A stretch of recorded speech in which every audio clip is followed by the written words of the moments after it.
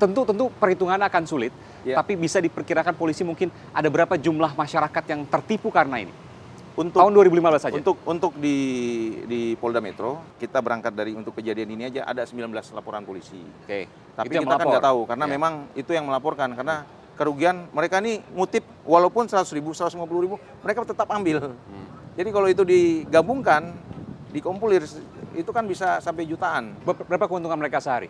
Mereka ini sindikat Yang saya kalau dapat sehari data 7 juta biasanya 10 sampai 20 juta rupiah. Satu hari 10 sampai 20 juta Satu rupiah? hari. Mereka dari tipu-tipu aja. Berarti kalau 150.000 mereka ambil, ada ratusan orang setiap hari yang tertipu? Ya, itu kuantitinya yang dia kejar.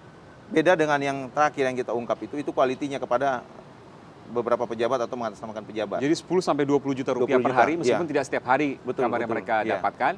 Dan itu kemudian menunjukkan bahwa ada ratusan korban setiap hari yang terkena tipu oleh kelompok ini. Ada ratusan. Dan ini akan terus berjalan karena di luar sana masih ada. Dan di luar sana masih ada. Dan memang ini sampai sekarang, bahkan kalau saya tunjukin, ini SMS saya. Setelah kita lakukan penangkapan, masih saya menerima SMS dengan modus yang bahkan demikian. polisi pun masih menerima SMS itu. Nih, coba saya bacakan ya. Ya. Ini masuk ke nomor polisi loh ini. Iya, nggak apa-apa.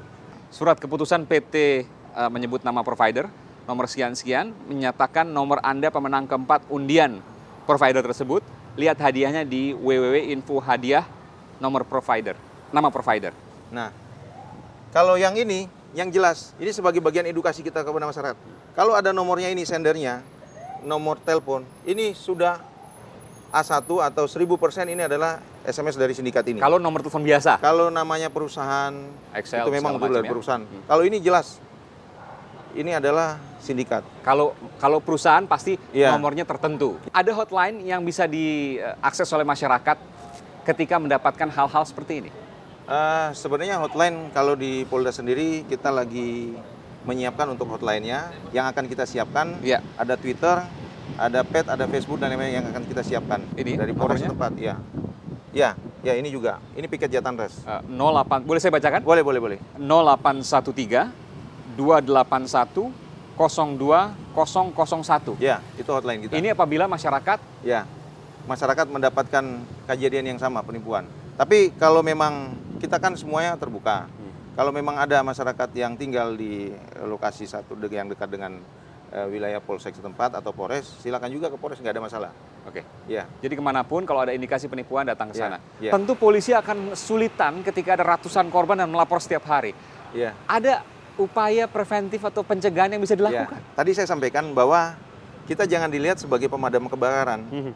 Setiap kejadian kita represif, kita lakukan penindakan. Kita harus melihat dari hulunya. Di hulu itu ada pemangku kepentingan yang lain yang dipunyai oleh kawan-kawan dari stakeholder lain. Ada Kominfo. Kominfo secara rutin menyampaikan sosialisasi kepada masyarakat agar masyarakat tuh tahu bahwa ini penipuan, ini tidak. Kemudian ada provider sekarang registrasi apa aja pakai identitas palsu udah bisa. Masuk ke nomor KTP apa aja bisa. Kemudian yang ketiga itu ada perbankan. Perbankan itu, kawan-kawan perbankan harusnya menerapkan prinsip KYC, Know Your Customer. Pada saat setiap nasabah, customer itu melakukan pendaftaran. Tapi mereka nggak mengawasi. Setiap melakukan pengawasan pada saat pendaftaran itu kan harus dilihat. Identitas KTP-nya udah berapa lama. Dan KTP ini kan identitas palsu semua. Recheck lagi. Ya, jadi bersama-sama kita memerangi ini sebagai bagian daripada pelayanan kita yang akan kita berikan kepada masyarakat. Terima kasih Bang AKBP Heri Heriawan, Kasubdit Jatanras Polda Metro Jaya telah bergabung sama kami dan memberikan waktu itu program Aiman. Terima kasih Bang. Jadi dari tingkat Polda sekarang itu sampai tingkat Polres sudah ada unit cybercrime yang memang kita siapkan karena pengguna internet di Indonesia ini makin hari makin tinggi. Sekarang saja dari 252 juta itu sudah 137 juta, berarti sudah di atas 50%. Dan tahun depan menurut prediksi itu bisa 2 kali lipat jumlah penduduk, begitu kan. Jadi mungkin kejahatan di dunia maya nanti akan lebih besar daripada jumlah penduduknya itu sendiri. Karena kan setiap orang itu bisa menggunakan alat elektronik lebih daripada satu. Saudara, saya temui salah seorang tersangka utama yang terkait dengan kasus Mama Minta Pulsa. Terima kasih Bang Effendi berikan waktu di program Aiman.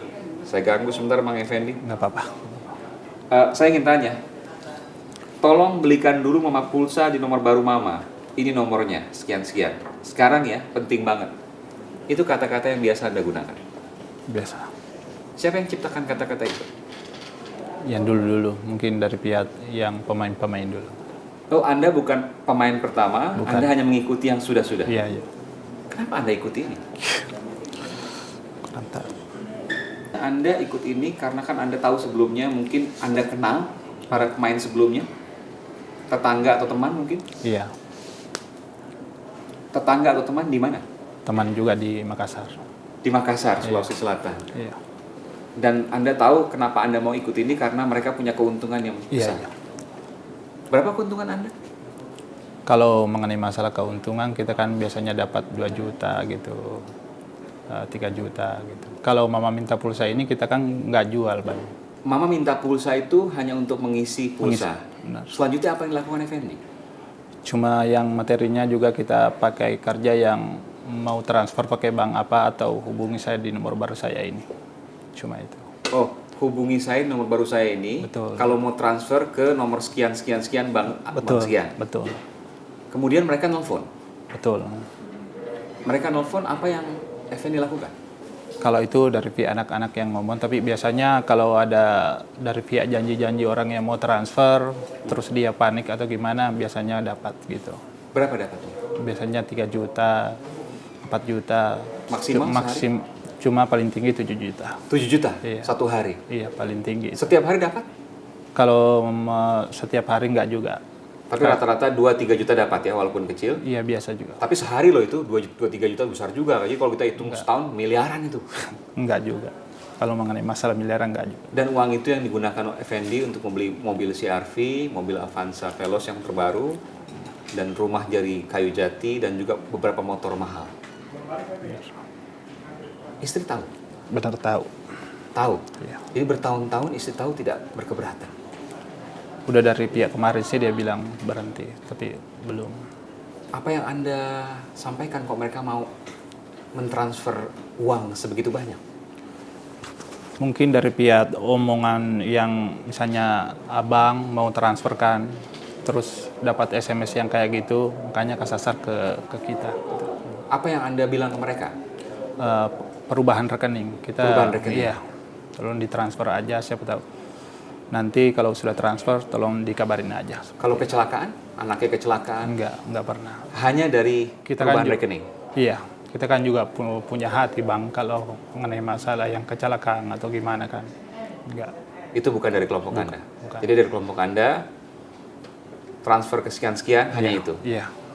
Enggak, maksudnya nanti kalau mau transfer, tolong di nomor rekening yang atas nama ini aja ya Bu ya. Seperti itu. Oh, Pak Adil, iya Pak. Oh iya, seperti itu. Nanti nih saya transfer ya Pak ya. Iya.